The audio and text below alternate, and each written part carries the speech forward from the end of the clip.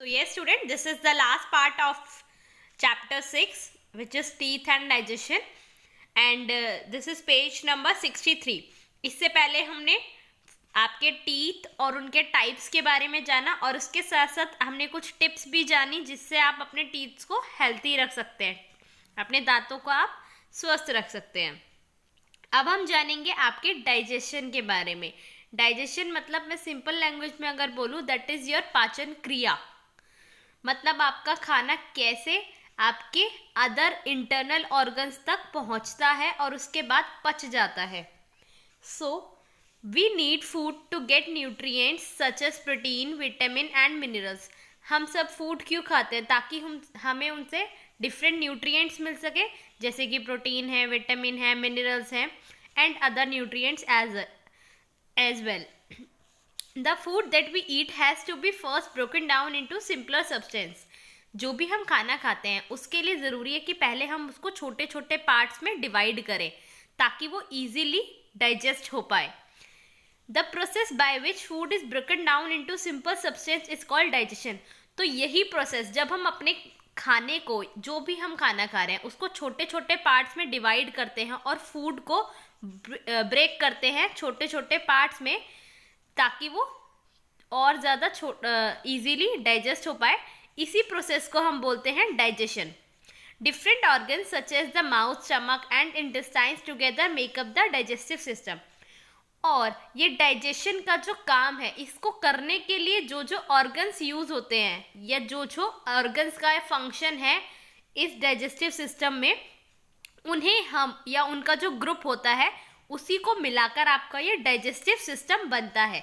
तो अब देखिए कौन कौन से ऑर्गन्स हैं जो यूज आते हैं आपके इस डाइजेशन में। That is your mouth, food pipe, your stomach, your small intestine and also your large intestine. So first of all the very first step of digestion is start with chewing. Digestion in the mouth. सबसे पहले जो आपका digestion है वो कहाँ से start होगा? Mouth से। मतलब जब आप खाने को अपने मुंह में डालेंगे तो उसमें सबसे पहले काम क्या करते हैं आप? दैट इज च्यूइंग, मतलब चबाना। This is the first step of digestion. सबसे पहला स्टेप है डाइजेशन का।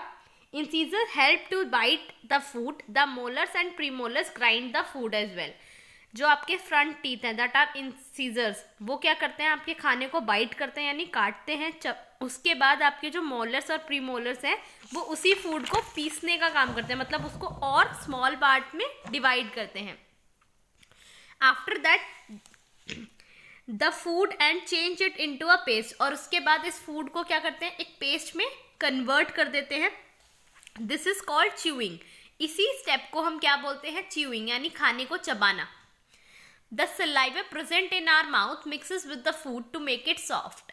हमारे माउथ में एक सलाइवा, एक लिक्विड फॉर्म होती है ना, जब आप बोलते हैं तो आपको पता चलता होगा एक लिक्विड फॉर्म है, सभी के माउथ में होती है ये, इसे सलाइवा बोलते हैं। तो ये सलाइवा जो होता है ना, ये आपके फूड के साथ मिक्स हो जाता है और आपके फूड को सॉफ्ट बना देता है ताकि वो फूड पाइप के थ्रू इजीली डाइजेस्ट हो पाए, यानी अंदर के अदर ऑर्गन्स तक पहुंच पाए। It also breaks down the insoluble starch into soluble sugar for easy digestion. After that, that is swallowing. The tongue push the food down with the help of food pipe.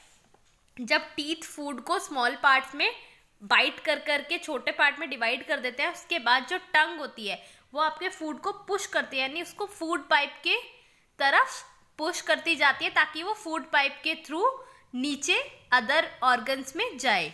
The movement of muscles in the throat force the food to pass through food pipe into the stomach। और आपके जो food pipe के यहाँ पर muscles है ना, वो help करती हैं उस फूड को स्टमक तक पहुँचाने में। जब माउथ में आपका डाइजेशन हो जाता है, after that digestion in the stomach start. तो अब खाना जब आपके स्टमक यानी पेट में पहुँचा, the stomach is a hollow bag made of muscles. आपका जो स्टमक होता है ना, एक हॉलो बैग की तरह होता है जिसमें आपकी मसल्स भी होती हैं। It contain digestive juices which further break down the protein present in food into a simpler form. और इस मतलब बैग के अंदर या यू कैन से स्टमक के अंदर ना काफ़ी सारे डाइजेस्टिव जूसेस होते हैं जो खाने को और छोटे छोटे पार्ट में ब्रेक डाउन करते हैं और उसके अंदर जो प्रोटीन होता है ना उसको एक सिंपलर फॉर्म में कन्वर्ट कर देते हैं। Food remain in the stomach for about 4 hours. आपका जो खाना है वो आपके पेट में लगभग 4 घंटे तक रहता है। The juices in the stomach also kill the harmful bacteria. और ये जो डाइजेस्टिव जूसेस होते हैं ना, तो फूड में जो भी हार्मफुल बैक्टीरिया प्रेजेंट होते हैं ये उसको किल करते हैं, यानी उनको मारने में भी हेल्प करते हैं। जब डाइजेशन इन स्टमक हो जाता है उसके बाद स्टार्ट होता है डाइजेशन इन स्मॉल इंटेस्टाइन। मतलब पहले आपका खाना माउथ में था, माउथ से वो फूड पाइप के थ्रू स्टमक यानी आपके पेट तक पहुंचा, फिर स्टमक से वो स्मॉल इंटेस्टाइन तक आता है। अब स्मॉल इंटेस्टाइन में क्या होता है, from the stomach food goes into a long coil tube called the small intestine. Stomach से जो खाना है वो एक लॉन्ग यानी लंबी और कॉइल शेप, आपने देखा होगा मच्छरों को जलाने के लिए हम एक कॉइल यूज करते हैं, तो उसी शेप की उसी ट्यूब वाली फॉर्म में होते हैं आपकी स्मॉल इंटेस्टाइन। तो आपका खाना स्टमक से स्मॉल इंटेस्टाइन में आता है। The juices secreted by the small intestine and the digestive juices produced by the liver and the pancreas enter into the intestine and break down। अब स्मॉल इंटेस्टाइन में जो जूसेस होते हैं ना, वही जूसेस इस फूड को क्या करते हैं, ब्रेक डाउन करते हैं और फर्दर, और उसके बाद उस प्रोसेस डाइजेशन का जो प्रोसेस है उसको कंप्लीट करते हैं। The digested food is now in the form of a liquid. It is absorbed into the blood through the walls of small intestine। अब जो खाना आपने खाया था ना वो एक लिक्विड फॉर्म ले लेता है, यानी बिल्कुल पतला सा हो जाता है लिक्विड की फॉर्म में। और ये जो आपकी स्मॉल इंटेस्टाइन की वॉल्स होती हैं ना, उसमें ब्लड के थ्रू अदर पार्ट्स में कैरी किया जाता है। The blood then carries the essential nutrient to other parts of the body. और ये जो ब्लड होता है, आपको पता है आपके बॉडी में जो फूड है वो ब्लड के थ्रू ही अदर पार्ट्स तक पहुंचाया जाता है। अब ऐसा नहीं है कि डायरेक्ट फूड पहुंचाया जाता है, उसमें जो न्यूट्रिएंट्स होते हैं वो अदर पार्ट्स तक पहुंचाए जाते हैं, और ये पहुंचाने का काम आपका ब्लड करता है। Digestion in the large intestine. अब जब स्मॉल इंटेस्टाइन से फूड जो भी बचा कुचा होता है वो कहाँ आता है, लार्ज इंटेस्टाइन में। Some components of the food such as fibers can not be digested by our body. This undigested food is pass through the large intestine. यहाँ पर लार्ज इंटेस्टाइन में आप याद रखें कौन सा फूड आता है, जनरली वो फूड आता है that can not be digested, मतलब जो आपके बचा हुआ, यू कैन से एक तरह से जो रिमेनिंग फूड होता है ना, जो आपकी बॉडी डाइजेस्ट नहीं कर पाई या जो आपका स्टमक और स्मॉल इंटेस्टाइन डाइजेस्ट नहीं कर पाई, पचा नहीं पाई, वो बचा हुआ खाना आपकी लार्ज इंटेस्टाइन में आता है, जिसमें मेनली फाइबर्स इंक्लूडेड होते हैं क्योंकि इनको डाइजेस्ट करना काफ़ी डिफिकल्ट होता है। The blood vessels in the walls of the large intestine absorb water from the undigested food. और उसके बाद इस अनडाइजेस्टेड फूड में जो वाटर होता है उसको आपकी लार्ज इंटेस्टाइन की वॉल्स क्या कर लेती है, अब्सर्व कर लेती है, मतलब सोख लेती हैं अपने अंदर। और उसके बाद जो रिमेनिंग सेमी सॉलिड वेस्ट होता है ना, वो आपके एनएस के थ्रू आपकी बॉडी से बाहर निकल जाता है। मतलब जब आप सुबह मॉर्निंग में वॉशरूम जाते हैं, टॉयलेट जाते हैं, तो वो उसके थ्रू निकल जाता है जो भी रिमेनिंग फूड होता है, मतलब जो आपकी बॉडी को नहीं चाहिए, unrequired food. Okay, so this is your digestive system. Let's just see the digestive system. सबसे पहले खाना आया माउथ में, माउथ के बाद ये फूड पाइप के थ्रू जाएगा आपके स्टमक में। यहाँ पर कुछ डाइजेस्टिव जूसेस होते हैं जो खाने को एक लिक्विड फॉर्म में कन्वर्ट कर देते हैं, और वो खाना आता है फिर आपकी स्मॉल इंटेस्टाइन में। स्मॉल इंटेस्टाइन में इस खाने में जो भी न्यूट्रिएंट्स होते हैं, ब्लड, वो सारे न्यूट्रिएंट्स इसमें से स्मॉल इंटेस्टाइन की वॉल्स जो होती हैं उसमें वो एब्सॉर्ब हो जाते हैं, और ब्लड इन सारे न्यूट्रिएंट्स को बॉडी के अदर पार्ट्स में पहुंचाता है। और उसके बाद ये जो बचा हुआ फूड होता है वो सारा कहाँ आता है, लार्ज इंटेस्टाइन में। लार्ज इंटेस्टाइन की जो वॉल्स होती हैं वो इस जो रिमेनिंग फूड होता है ना, इसमें से वाटर को अपनी इन वॉल्स में एब्सॉर्ब कर लेती है। तो उसके बाद सिर्फ एक सॉलिड वेस्ट रह जाता है जो मॉर्निंग में आपकी इस एनएस के थ्रू बाहर निकल जाता है। सो this is your digestive system. Now there are some healthy eating habits that you should follow.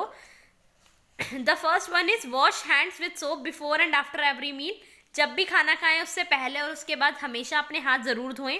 Eat all meals at a fixed time every day. रोज़ हमेशा एक सही और पर्टिकुलर समय पर ही खाना खाएं। Eat slowly and chew the food properly. धीरे धीरे खाएं और खाने को अच्छे से चबाएं।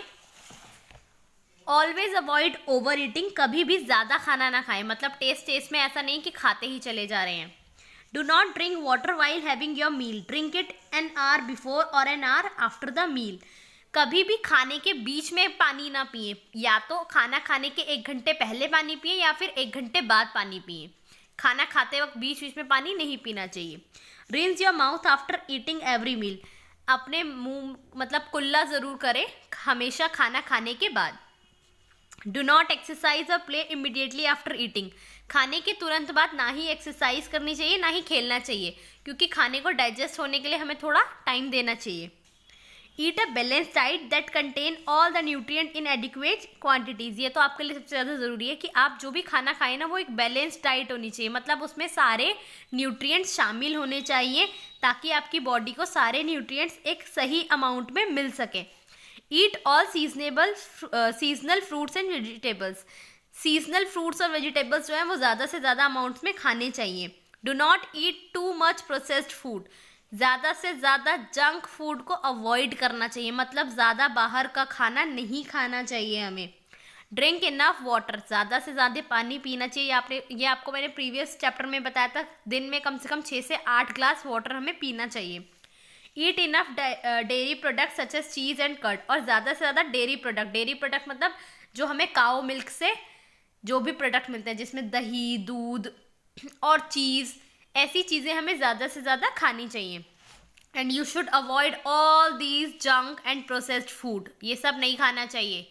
सो just try to avoid these food items. Okay, now the next topic is microbes.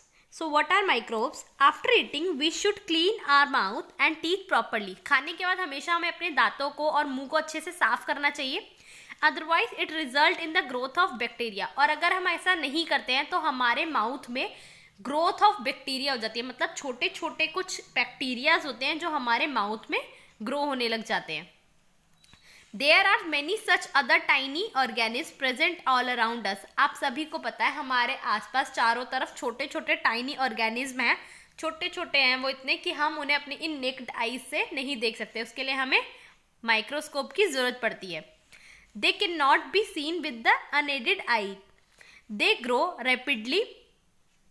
So these tiny organisms are called microbes. ये जो छोटे छोटे ऑर्गेनिज्म होते हैं ना, ये बैक्टीरियाज होते हैं जो हमें नहीं दिखते, इन्हीं को माइक्रोब्स कहा जाता है।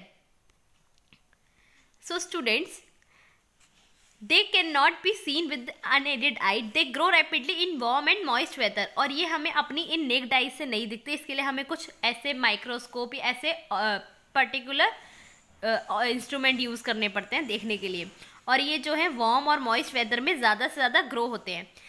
सम microbes are helpful while other cause disease, सारे ही माइक्रोब्स हार्मफुल नहीं होते हमारे लिए, इसमें से कुछ जो है वो हमारे लिए हेल्पफुल भी होते हैं, मतलब हमारे लिए मददगार भी होते हैं, लेकिन बाकी के जो हैं उनकी वजह से हमें डिजीज़ हो सकती है, यानी बीमारियां होती हैं। तो वो ऑर्गेनिज्म जिसकी वजह से हमें बीमारियां होती हैं, these microbes are called germs, उन्हें हम जर्म्स कहते हैं। इसलिए कहा जाता है ना, अपने हाथों को अच्छे से वॉश करें ताकि आपके हाथ में जो जर्म्स हैं वो हट जाएं। So there are mainly 5 types of microbe, mainly 5 तरह के माइक्रोब्स होते हैं। नाउ लेट अस सी कौन कौन से होते हैं। First one is bacteria. Bacteria जो होता है ये सिंगल सेल्ड ऑर्गेनिज्म होता है, ये हमारे एनवायरनमेंट में हर जगह मौजूद है, छोटी छोटी चीज़ों पे ये हर जगह है, लेकिन ये हमें दिखता नहीं है क्योंकि ये इतना छोटा है।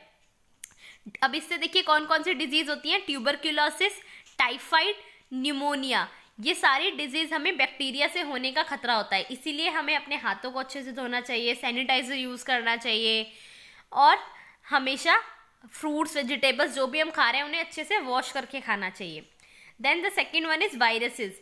वायरसेस जो होते हैं ये बैक्टीरिया से भी ज़्यादा छोटे होते हैं, और इनसे कौन कौन सी बीमारी होती है। Chicken pox, dengue, polio, flu and common cold. आपको पता है ना कि अगर एक बच्चे को कोल्ड हुआ तो जब वो स्नीज करता है, यानी जब वो छींकता है या खांसता है विदाउट यूजिंग हैंकी और हिज हैंड, तो वो दूसरे में ट्रांसफ़र हो जाते हैं वायरस। इसीलिए हमेशा हमें खांसते छींकते वक्त अपने मुंह पे हाथ रखना चाहिए या हैंकी रखना चाहिए। तो इन वायरसेस की वजह से ये बीमारियां होती हैं आपको। Now the third one is fungi. They grow on dead and decaying matter. Fungi जो होती है ना वो डेड यानी मरे हुए और डिकेइंग या सड़े हुए मैटर पे फॉर्म होने लग जाती है। आपने देखा होगा कई बार एक ग्रीन कलर का होता है। अगर आप देखेंगे तो ब्रेड को देखिए, काफी दिनों तक आप ब्रेड को बाहर अगर रखा छोड़ते हैं ना तो उसके ऊपर एक ग्रीन कलर की लेयर आ जाएगी, वो फंगी होती है। Fungi cause disease such as ringworm, और फंगी से रिंगवॉर्म जैसी बीमारी हो सकती है। इसके बाद लास्ट वन है प्रोटोजोआ। प्रोटोजोआ जो होते हैं ये भी सिंगल सेल ऑर्गेनिज्म है और इन्हें लिटिल एनिमल्स नाम से भी जाना जाता है। इनकी वजह से मलेरिया और डिसेंट्री जैसी बीमारियां हो सकती हैं। देखिए स्टूडेंट्स, यहाँ पर आपको सारी पिक्चर्स दिखाई हुई हैं।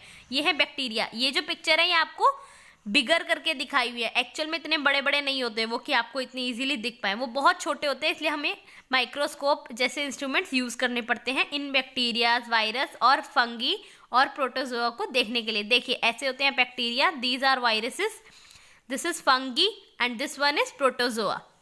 नाउ ये तो हमने जाना था कुछ हार्मफुल माइक्रोब्स के बारे में। अब इसके साथ हम जानेंगे कुछ यूजफुल माइक्रोब्स, यानी कुछ ऐसे माइक्रोब्स, कुछ ऐसे छोटे ऑर्गेनिज्म भी होते हैं जो हमारे लिए मददगार होते हैं। जैसे कि some microbes such as bacteria and fungi can also be useful to us, जिसमें बैक्टीरिया और फंगी शामिल है, ये हमारे लिए यूजफुल भी होते हैं। अब देखिए यूजफुल कैसे होते हैं। बैक्टीरिया कैसे यूजफुल है? The useful bacteria change milk into curd. आपको पता है जब हम दूध से दही जमाते हैं तो उसके लिए बैक्टीरिया की ही हेल्प चाहिए होती है हमें। जब हम, मम्मी क्या करती है दूध जमाते वक्त, दूध को थोड़ा गर्म करती हैं और उसके बाद उसमें दही का जामुन डाल देती हैं, जिसे हम जनरली जामुन ही कहते हैं, या छोटा सा थोड़ा सा दही डालती हैं उसमें ताकि वो जमे। तो उसके लिए बैक्टीरिया ही होता है जो दही को जमने में हेल्प करता है। They help in the digestion of roughage in animals. Animals को रफेज यानी जितना भी ये प्लांट्स और ग्रास जैसी चीज़ें होती है ना, इनको डाइजेस्ट करने में बैक्टीरिया ही हेल्प करता है।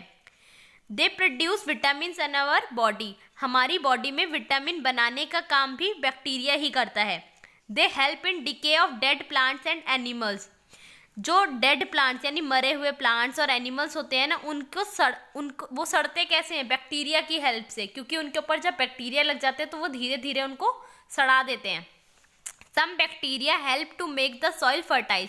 इसके साथ साथ कुछ बैक्टीरिया ऐसे होते हैं जो सॉइल यानी मिट्टी को फर्टाइल यानी उपजाऊ करने में हेल्प करते हैं।